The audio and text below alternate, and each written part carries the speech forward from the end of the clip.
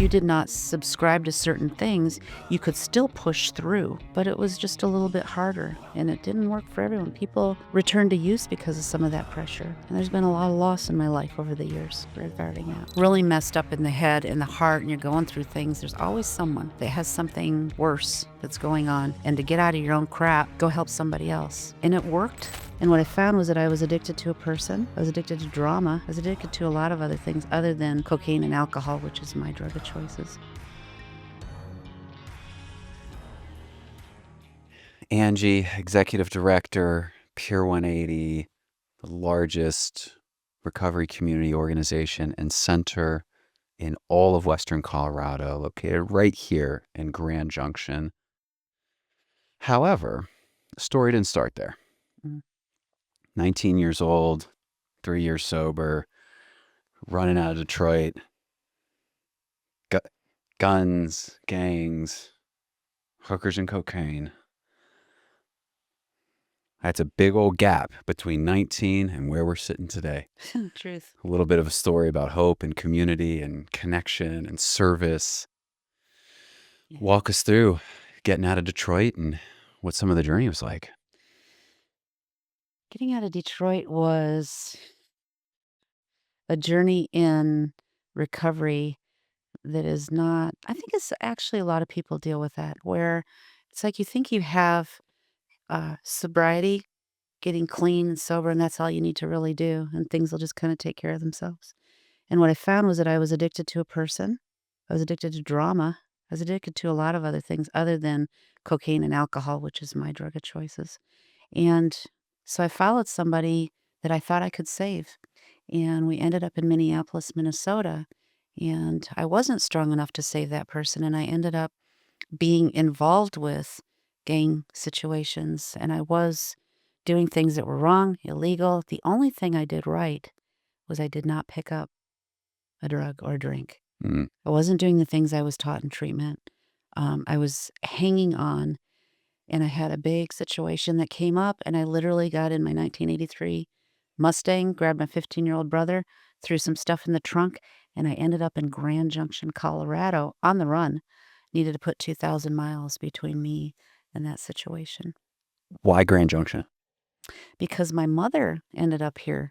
She went from Detroit to Grand Junction following somebody, and I had left home when I was 14 and a half. She ended up in recovery herself. She's got 2 years more than I. So when the time came, I really needed her as a 20-some-year-old. She was actually there because she did the work for herself. So I had a role model. Wow. So where did the dedication or commitment or grit or resilience come from to stay clean and sober through all that? That's a great question. I don't really have a good answer for that. Honestly, I know that for myself, some of the things that I was taught early on when I was in treatment, which was for me, the 12-step programs were brought into the treatment center. And there were some things in there that I did actually absorb. And that was service work was really, really important. And that's been a theme throughout my recovery. And it started when I was very, very young, trying to go to 12-step meetings, did not feel like I belonged there. I felt like a freak among the freaks, even in 12-step. And people went to bed at 9 o'clock. They were the age I am now. They couldn't possibly understand what I went through. And I needed extra. I needed things to do. I had a lot of energy and I had a lot of life. I was young. I was still in formation. I needed to do exciting things still. And I wasn't really getting that. So I found a way to create some of that for myself. And one of the ways that I did know to do was they always said, do service work. When you're really messed up in the head and the heart and you're going through things, there's always someone that has something worse that's going on. And to get out of your own crap, go help somebody else. And it worked, and it worked, and it worked. And therefore, it's my go-to all the time, still today. It's amazing. I mean, we were just talking about this the other day, or at least I was, Roman won't acknowledge this in himself. Mm-hmm. However, I was saying the other day that my level of selfishness as a human being and a man in long-term recovery is probably more than average. and service work and adding value and creating opportunities to serve has been one of those ways to, right, lessen the self-centeredness and the decision making and some of this in my own life. So what was it like? Do you have an example of you're here, you're in Grand Junction, you're saying, look, I'm going to stay connected to service, to giving back, to providing. Was there an example or something that you actually started to do that you go, oh, like I'm starting to really feel this now? Um, When I came into Grand Junction, first job I got was in the restaurant world, which was what I was familiar with. Somebody asked me if I would volunteer for the National Council on Alcoholism and Drug Abuse. So I started as a volunteer. And what I found was, yeah, I'm selfish. I have addict brain. And when I help someone else, I feel good. So maybe there's a part of me that got addicted to helping others because it's cyclical. I would much prefer this as an addiction than the things that were driving me into the ground, into the concrete. So I think there's something to that we don't talk about. It's like by giving, I receive. And that feels good, and I wanna continue doing that. So I got a little bit of that, starting to volunteer, helping others. I was going to the 12-step programs, got involved with club work that was going on there, and then that service work opportunities came up again. And then over a period of time, being in the 12-step world for quite a while, I also saw some of the not so good sides of that. I would go to places and see somebody that had left, if you will, but they didn't return to use. They just didn't subscribe to what was going on there, and there was no other options. There was no you had to subscribe to a concept of a higher power, although verbally that wasn't they said no, but there was some heavy, heavy pressure around that kind of stuff. I have some anti-religion beliefs, and so it was always poking me too. And when I would hear from other people, when I'd go out and say, "What happened? What's going on? How are you?" They'd say, "It just didn't work for me." And there are no other things going on to go to. You're lucky if you have maybe you go to church, maybe you have a family that's supportive, but there was no other options that were available. it's something we don't talk about often enough, especially in more public settings or outside of, again, closed conversations, is around the way that different recovery communities operate. And something's going to work really well for some person and it may not work well for another person. And also how people within 12-step meetings, for example, will put a certain amount of pressure on, right? Like, this is the program, this is kind of the Bible of recovery. And, right, it's either like subscribe to it or, right, don't, right? Kind of big book or die, or, right, a lot of that kind of like big book thumping, kind of old school nature to recovery. Did you experience that yourself, especially being a younger person in recovery communities like that? Or was this something you noticed as you continued to mature in sobriety and start to, I guess, critically think or be Yeah, curious about what else is out there? yeah, definitely. It was that way or no way. Thing is, though, is it saved my life. And it worked, and I was one of those people that you did have to be very confrontational with.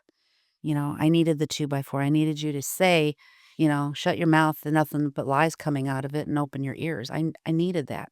And so for a period of time, it saved my life. Over over the years, though, what I noticed was it was one way, and there were lots of other ways I started seeing that. And I started when I would work with other people within there, I was, um, with heroin addicts, and we would talk about changing the language, not to make it so difficult, for you to be involved with this, and NA wasn't really up and running at that time, and so it was like I was working with these young women and saying, "How about you just alter your language and make it easier, and you get the solid stuff you need out of this 12-step program." And over a period of time, it was like, there's other ways out there. I started seeing that. I saw people were looking for other options because although it worked the best for the most, and probably still does, it didn't work for everybody and people were slipping off left and right. And what for them? If you didn't if you did not subscribe to certain things, you could still push through. but it was just a little bit harder, and it didn't work for everyone. People returned to use because of some of that pressure, and there's been a lot of loss in my life over the years regarding that. Mine too. And it hurts my Yeah. heart, you know? Death has been a consistent Mhm. element of my Mhm. life for much of it, and Mhm. much of it related to substance use and mental health and right and all of Yeah. this. And so Yeah, it does carry a really heavy weight, it does. especially on your heart. And so a lot of people may just say, hey, like I've gotten what I need or what I can and kind of on with my life. But something happened with you. Where we started this was that you have been instrumental in creating one of the largest recovery based organizations on the Western Slope. How did that happen? I heard people starting to say things like, "Meet them where they're at," and that was like a duck to water for me. It really was. It was like, "Oh, well, I they don't have to subscribe to this. They have their own resources inside of them that are gold nuggets that all they need is an avenue to talk about it, put it out on the table and say, 'I'm gonna take this one back, and I'm gonna try to leave this one behind.'" And people will walk with me to do that, and it's not stigmatized. I'm not gonna roll my eyes and say the marijuana maintenance program. I'm not going to say you have to do it this way. That was a game changer for me. It really was, and then I found out other people were doing it. There were these things called recovery community organizations. I had not heard of them. Grand Junks is a little behind, about 7 years behind in everything, right? And so when I started hearing about that, I had actually retired, semi-retired from another job, and somebody said, "There's this board of directors on this thing called a recovery community organization." And I was like, "No, no, I wanna be retired." But it's not in my nature. And I said, "Okay, I'll be on the board." And that's when I started learning about it, learning about peer-led, peer-driven, meeting people where they're at, that there's other options out there for people, that you can actually walk with somebody that's doing medically assisted treatment and say, "Good for you. You got your house back. You're getting your family back. You got a job," and not stigmatize that stuff. That was a game changer for me, learning about that. So how can I be a part of that? It's amazing to think. I reflect on my journey and not only recovery, but professionally and think, you start, you have a certain set of beliefs when it comes to it, right? For me, it's abstinence based and, you know, no, there wasn't a lot of medication assisted treatment almost 20 years Yeah. ago, or I mean, it was, but it wasn't widespread the way it is today. And then it's like, then I change beliefs even more. And you get to this point where you say, it's almost like it offends certain people if you say, ask the person why they love heroin Mhm. and be like truly curious and interested. You're going to learn so much about that person Yeah, what's it doing by, for by you? just, yeah, exactly. Like, don't be afraid of these things, right? Like we're challenging like the way that we think about recovery and substance use and Mhm. connection and community and hope by just being able to open the door through conversation.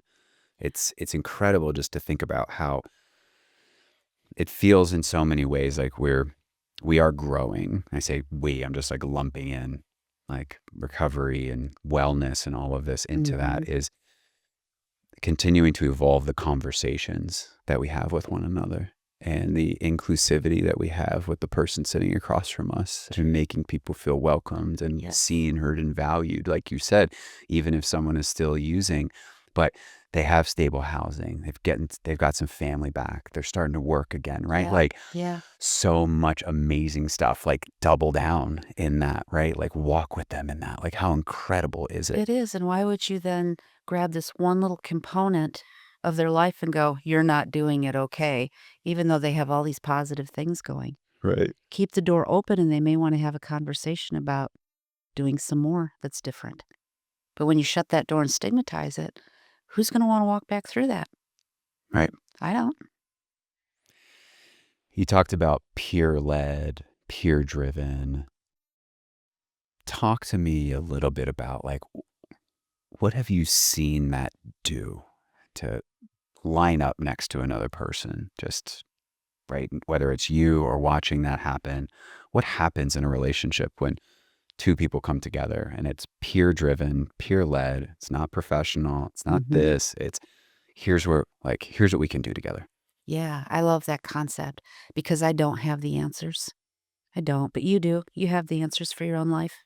So the walk is really about discovery, and everybody has glimpses along the way of like what worked for them and what didn't. And it gets a little convoluted sometimes.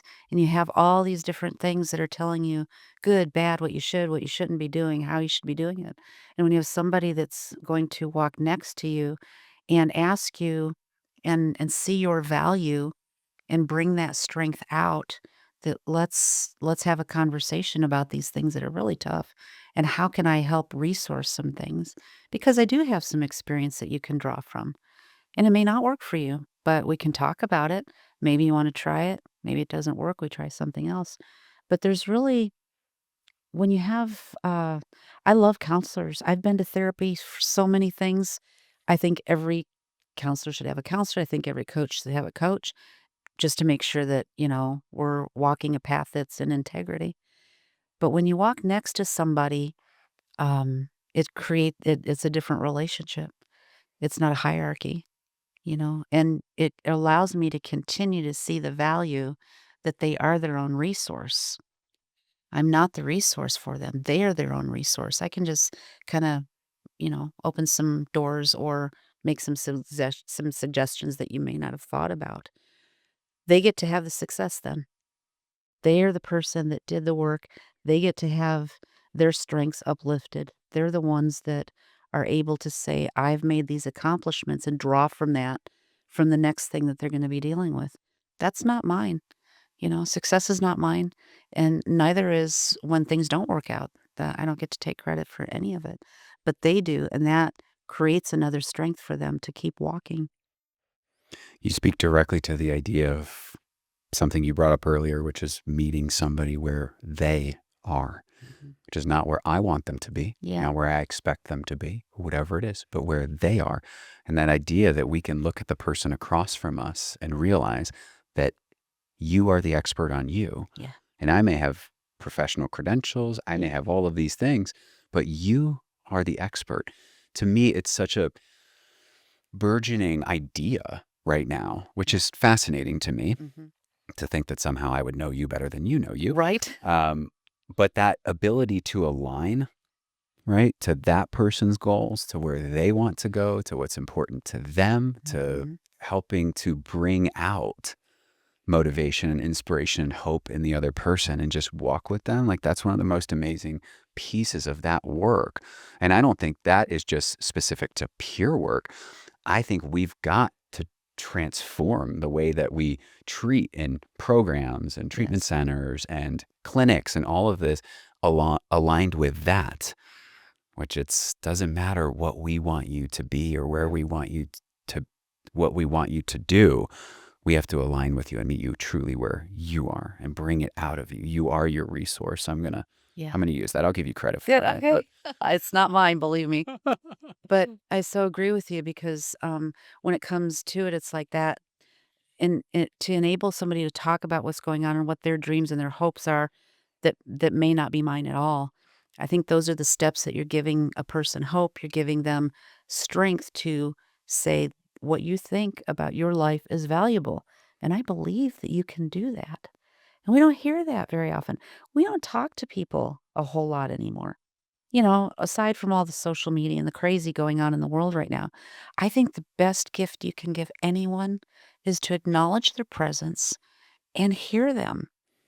We just don't do that a whole lot. So when you're walking with somebody, which might be out fishing, at Pier 180, we don't necessarily do office stuff. It's like, let's go for a hike. We're gonna literally walk together, and it changes the dynamics. And people, when they are actually being heard and validated that your experience is so important and you bring something valuable to the table, that process right there is just, it's so empowering for people just to be heard, not shut off, not, "Oh, you're not doing it quite right," or, "Have you thought about this?" or, "Oh my gosh, I'm uncomfortable because you are falling apart and crying in front of me." So I'm gonna say little things that are gonna make, the feelings elevate. We don't do that. I don't do that. It's like, I'm gonna sit on the bathroom floor with you in your pain, hold your hand till you're ready, and then you're gonna tell me what you'd like to do next. That's what happened to me with people. And so those were the pieces that somebody actually cared. And it wasn't 50 minutes looking at a clock. They might actually call me later on and ask me how I'm doing. Those are the pieces that are they are after hours. We have to figure out our own lives and how we're gonna maneuver them. But for us, for myself, there were people that they drug me to coffee. You know, um, they helped me calm down at 2 in the morning. Not that everyone wants to call at 2 in the morning, true, but there's a few of us that are night owls and will take that call. So we try to line that up, like with Pure 180, we try to line that up with personality of our coaches and stuff too, and how that all works out. But what I needed was I needed people to hear what I was having to say and not say you're not doing it right. I heard that my whole life. I come from alcoholism. I come from dysfunction. Heard it my whole life. You stop expressing, stop, being the person that you are to be able to fit in, which I couldn't do, so I started, doing some other things to get rid of those feelings. And when you let me express my feelings, they're not those negative things aren't so powerful when I can get them out of my chest, share it with another person. Some of those things lose their power because I can see them for what they are. But I have to have the person that will allow me to do that, that is safe. So you're semi-retired. Not right You now. get asked to Working there. you get asked to sit on a board, Mm, and you see something, I imagine. mhm. Walk us through how you went from, "Sure, fine, I'll sit on the board," to now where you are today, where I Pier 180 is today. I wanted to do fundraising and I wanted to do activities. Okay. I wanted to do that kinda like I've got this skill and experience. I know that fundraising is really valuable to nonprofits. So I thought, "Okay, that's my piece of the pie. I can do that on a small scale." And, the situation was the director returned to use.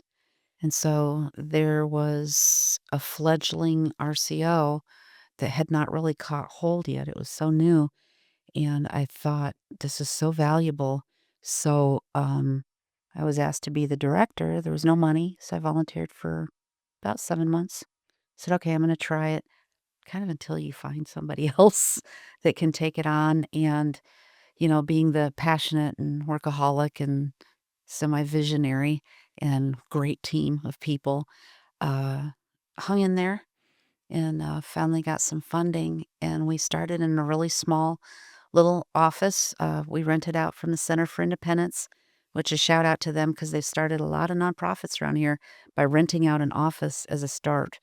And, we were able to do it with volunteers to begin with. And then it was sort of an explosion because we saw that there was such a need. I really didn't know at the time. You just kind of put one foot in front of the other. And uh, through a, it was crazy how the stars came together. Uh, But this place came about, and it was called Union Station. It was a building, and this building, I'm not exaggerating, it's crazy. I had a vision of that building 20 years prior. Yeah, there's a whole story. It's a long one. So when we were out looking maybe for a little bit bigger place, this gal said, "It's not on the market yet, but let me show you a picture of this place." And I went, "Oh, no way." And I said, "We can't afford it." But I wanna look, and, yeah, through a series of craziness, including our landlord that worked with us, we were able to move into that Union Station building, and it just from there, the need exploded, um, and these people came together. I have this incredible team of coaches, passionate, loyal, resilient people that are working with us, that saw, their individual situations. I have a passion about this, houseless. I have a passion about working with people in the criminal justice. I have an artist that's just phenomenal.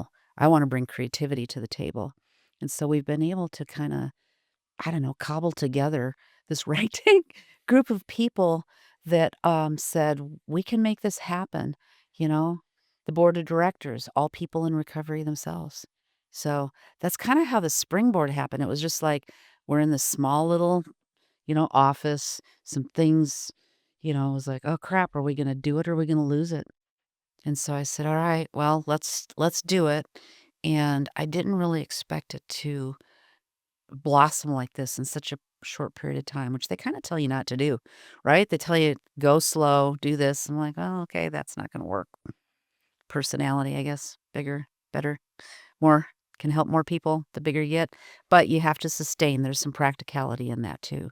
That's where being a nonprofit and other jobs for 35 years has come into play too. So I'm fortunate that I had some experience and negativity to draw from of things didn't work in other agencies and stuff and learned from that and said, "Okay, when we start here, let's make sure our foundation is good so that we can grow from there." It just happened to grow kind of fast.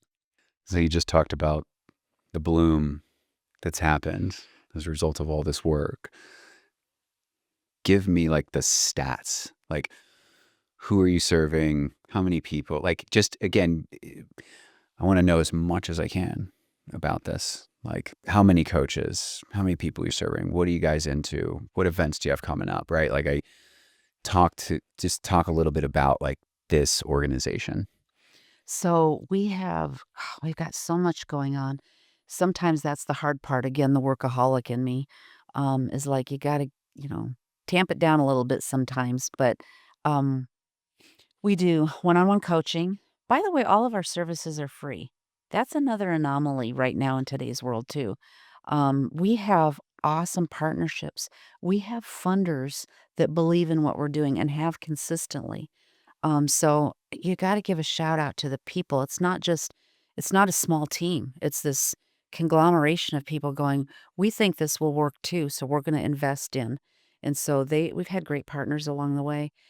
So we do one-on-one coaching, we do creating and recovery, which is wildly popular. Sometimes just the foot in the door is, "Let's paint a picture together," and then people find that, "Oh, you guys are not a bunch of stuffed shirts, and we can just hang out here and drink coffee." Mhm. So sometimes those different doors. We are, where community corrections walks by, the house looks walk by. So we hang out in the parking lot and say hi to people as they're walking by and go, "You doing alright? You need a cup of coffee?" And have conversations, and a lot of times that is what it's like, "Okay, this might not be so bad." We have, UPS workers, we have a great relationship with community corrections. We say, "Please let people come do their hours with us," so they can get to know who we are. So then when they're off paper and they've got life changes happening, um, we're familiar. So it's not hard to walk in the door a second time if you're already familiar, right? So we have, um folks we have right now we have 4 coaches, um, and then, like I say, they're amazing, because they do so much, and not only are they coaches, each person runs a program. So, there's a lot of moving parts and, they're juggling a lot of things. So we just are hiring on a young adult coach, which I'm super excited about. Tough time between 18 and 23 years old. Um, that speaks to my heart. There's some background there going on. And so this person will work with our Raw Recovery program, which is, transitional youth, that whole area of where you're supposed to be an adult, but you're not. There's these huge expectations. Work with those individuals. We have a Christmas party coming up, so the holidays are upon us, positives and negatives around that, of course. That connection, when I got sober, my biological family disowned me. And so I have a familiarity of like, I don't have a family or I've wrecked my family. And so, what do I do around that? Well, I chose family. I have a chosen family. So we bring people together and say, "Come be a part of Santa's going to be there if you wanna hang out with Santa. We'll take pictures." White elephant, no cost for nothing, that we do. So, we just do a lot of activities. We do, all recovery meetings, which, um, we're metamorphosing over time. It's like we start somewhere. General all recovery meetings. Anybody can belong, including what I love is friends and family and supporters of that person that's still suffering. We want them at the table. We don't separate and go, you guys do this and you guys do this. Come to the table. That's something I love about RCOs also. It's like everybody belongs. It may not be substance use, maybe gambling, might be sex addictions. There's all kinds of things that cause grief and problems and devastation in our lives. It's not just substance use. So everybody come to the table. We want we want people to feel a part of. One of the things that we feel really good about is when you walk into Pier 180, you're the most important person. We will stop. We want to say hi. How are you? How can we help you? Would you like a cup of coffee? You want to raid the refrigerator? I hear feedback that they feel like it's a warm place. It's a safe place. And that if nothing else, that is extraordinarily important to me. How do you feel when you walk in the door? How are you received? I remember what it felt like the first time to walk through doors looking for things to be different, looking for some hope, looking for a little help, and that deer in the headlight look. I recognize that immediately. It's my job to go walk over and go, "Hi, I'm Angie. How can I help you with your recovery today?" How many people do you think come in and out? Like if you were to say, is it 100 people? Is it 20 people? 500 people?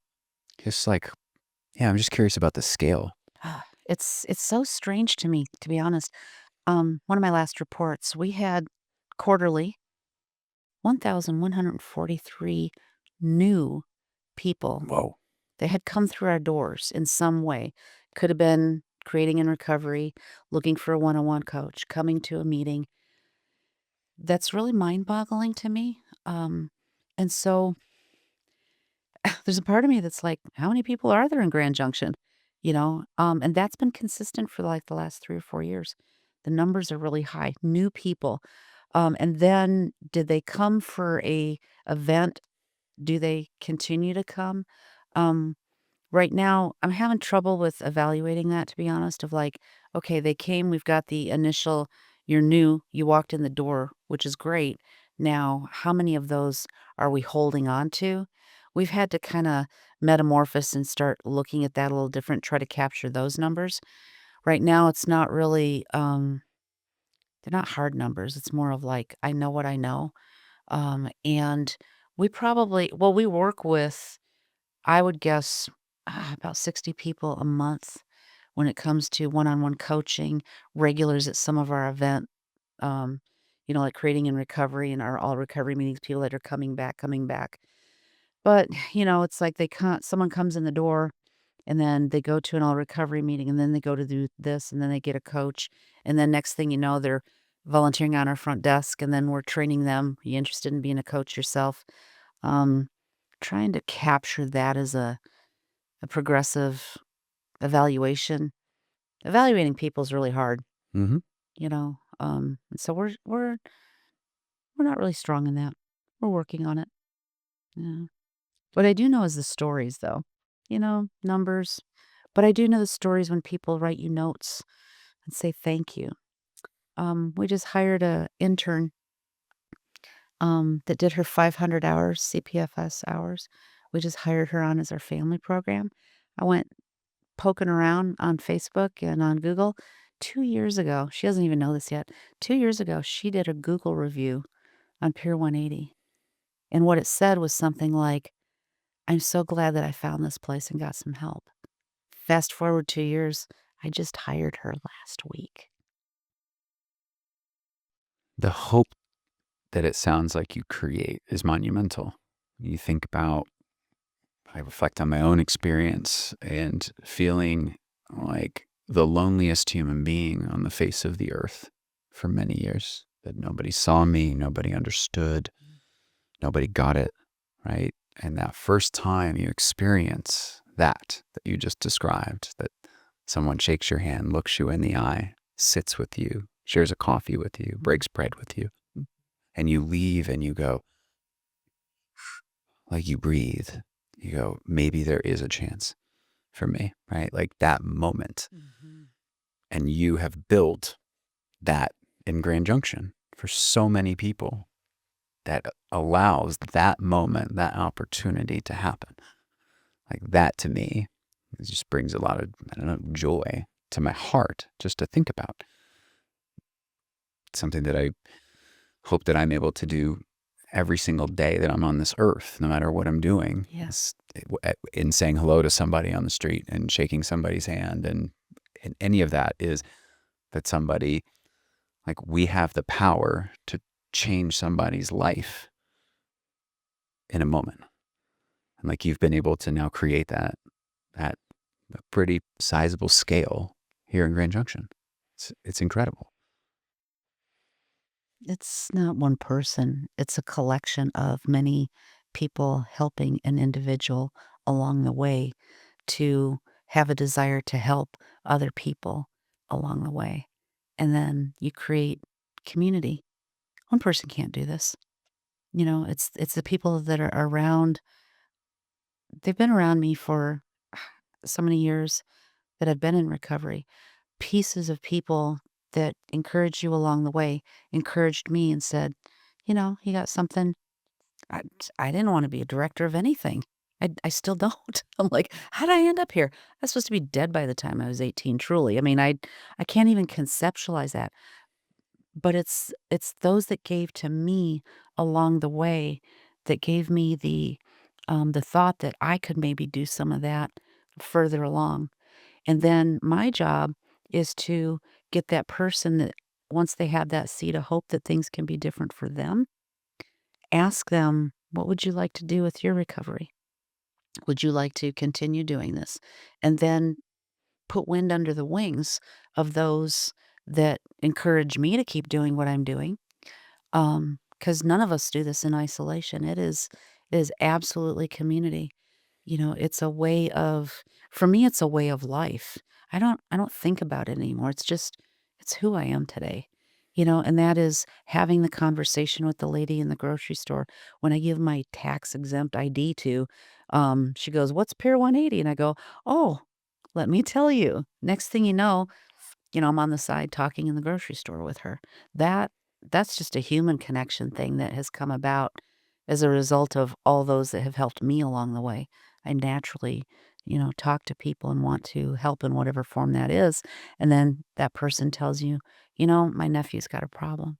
I happen to have a thing in you know, my back pocket and go, have them call me. Let me make the introductions. So everyone that's around me does the same thing. That whole, you know, give a man a fish or teach him to fish thing. I strongly believe in that. So if I can help 10 people do what they want to do in their recovery, they're going to help 10 people. It's an absolute ripple effect. That's the part that I do see is that my job is to help the next person so that they can help the next person and the next person. So, and that creates a recovery community because people want to be a part of that. So what's next for Angie and Pier 180? Growing my people. It is. It's like, okay, um, I'm ready to look at, retiring again. That, that'll not be forever. I will help people because it's a part of who I am.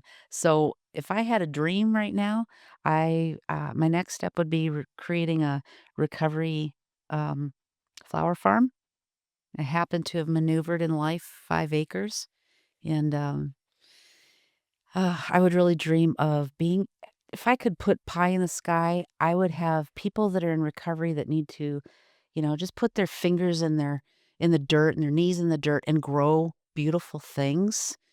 Um, and then take those beautiful things and be able to give them to people, put them in a bundle and freely take them down to the treatment center, the VA, community corrections, the senior center, and put smiles on people's faces just 'cause you can, and start some more community conversations. That sounds really attractive to me to do next. Well, it sounds like in the little bit that I've gotten to know you in our time together that that's probably right around the corner. And I would not be surprised if we're not going to see the recovery flower fields really soon. That would be nice. Thank you for coming on. Thank you for joining. I have a feeling there'll be some more conversations that take place over time. There's a whole lot more to unpack, not only in the story, but community, hope, inspiration.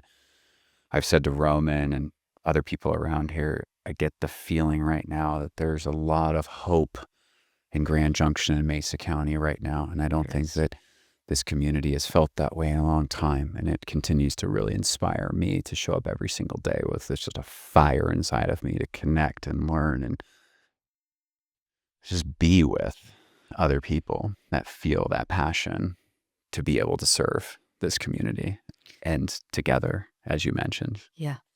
And I gotta say too, I'm so excited about you guys being here in our community. I really am. I know you guys been poking around for a couple years, and I've been poking around going, who are these guys and what are they really about and whatnot. But we need you so badly, and there's never gonna be no need. There's so many people that we need to come to the table. And you guys have a passion. I feel it. You're trying to figure things out in our crazy systems around here and stuff. But just know that we really need Ava Health here. We need lots of different options. We need everybody we have right now, and we need more players at the table because there's so much need out there that really need you guys. And I get privy to hear of some of your dreams and what you're wanting to do in our community and stuff too. And so that's really cool. To gives us hope that when people need something that we can't provide, there's going to be a place for them that we can walk with them into your doors and say, here's some resources available for you. So you guys hang in there too. And Thank you. however we can support you. Yeah, no, this is all about together. Mhm. That's the amazing thing, is really getting into the trenches and saying, look, this isn't about Pier 180. This isn't about Ava Health. This is about everybody Mhm. being able to show up and do that together. Like, Yeah. that's how we will create the impact that we all want to create, is together and in community. So thank you Yeah. again. I'm looking forward to more conversations, hard truths, real conversations, and sparks of possibility in a world that's a little broken-ish. Thanks again, Angie. Thank you See for you the next time. opportunity. Like, comment, subscribe. Peace.